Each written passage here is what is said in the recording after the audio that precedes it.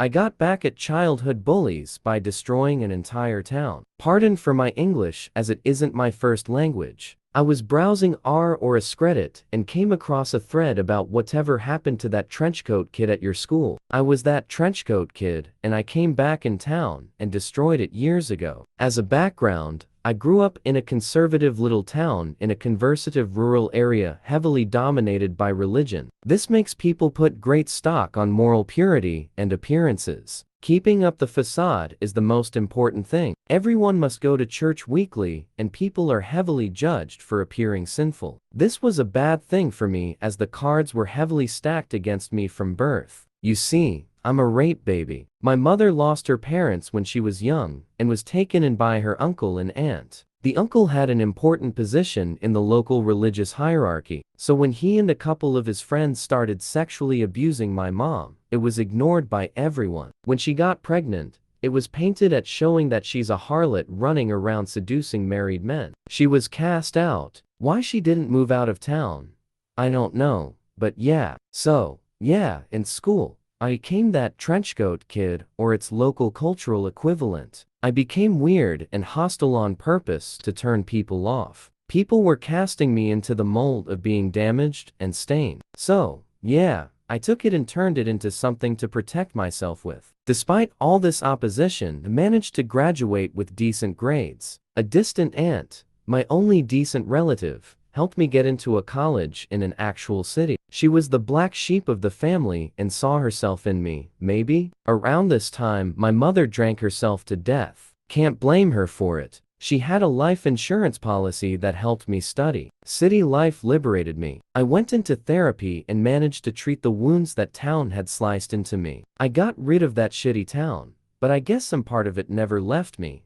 Years went by. I became a sort of analytical consultant. I work for an international company that does sort of out-of-the-box analysis for other companies. I won't go into details to protect my identity, but we assist in solving all kinds of situations. Well, in my line of work, I'm sometimes called in to help downsizing operations. This sucks. I feel for the people who get fired, but if I wouldn't do it, someone else would. A couple of years ago, I got an assignment to go into 3 different factories and assess them wholesale, then come with a suggestion on which of them to move abroad. My hometown was among those 3 factories. You see, the shitty town I grew up in was one of those one smokestack towns, like we say in my country. There was one factory and some agriculture. Everyone worked in those jobs. Like 60% of people in the factory. Rest of the economy rolled around supporting the factory and the people working there. Most of the people were looking forward at nothing but a job at the factory after getting out of school. The religious community running the town ran the factory as well. The big shots in the community tended to be bosses in the factory. This meant that the factory wasn't run that well. Promotions were based on holiness, not on merit or skill. The trip back to the hometown was glorious. Most people didn't recognize me at first. The chubby outcast had become outwards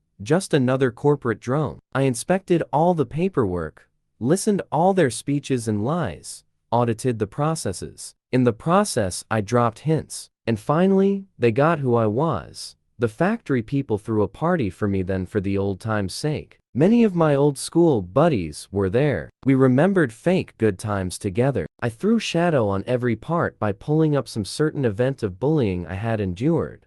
Just see the atmosphere turn awkward. Then I laughed at it like it was always a joke and I had grown out of it. Inside, I was seething with hatred and enjoying this all. I really loved seeing their faces, seeing what they had become, because fuck it, I was going to take it all away from them. In the end, they seemed relieved, believing that they were lucky it was me doing the audit, that the hometown boy would protect them. After my visit lasting a couple of days was over, I cruised around the town in my rented car, just to see how the people lived and to remember what it was like. My state of mind was something close to sexual arousal. I had never understood why people pursue positions of power, but yeah, now I understood. The rest is, as they say, history. I wrote a really scathing report, documenting every little flaw and mistake ever done in the town plant. I didn't need to lie or fabricate, I simply took things that existed and polished them till they looked even worse than they were. The factory was shut down, and in the following 3 years, the town died. No business venture ever came to replace it. Drug use and alcohol use spiked,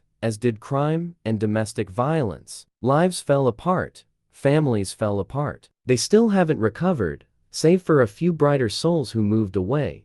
I still stalk them on social media sometimes, enjoying how shitty their lives are, how they all finally got to pay for what they did to me and my mom. I don't feel a slight bit of remorse. If I could do it all again, I would only I'd first make it so I could be present to watch when they received the news about the factory being shut down. Hell, in my fantasy version of the events, I'd stay in town for a year just to see everyone fall apart. In reality, I will only go there back once when my uncle finally dies. I'm going to go and piss on his grave.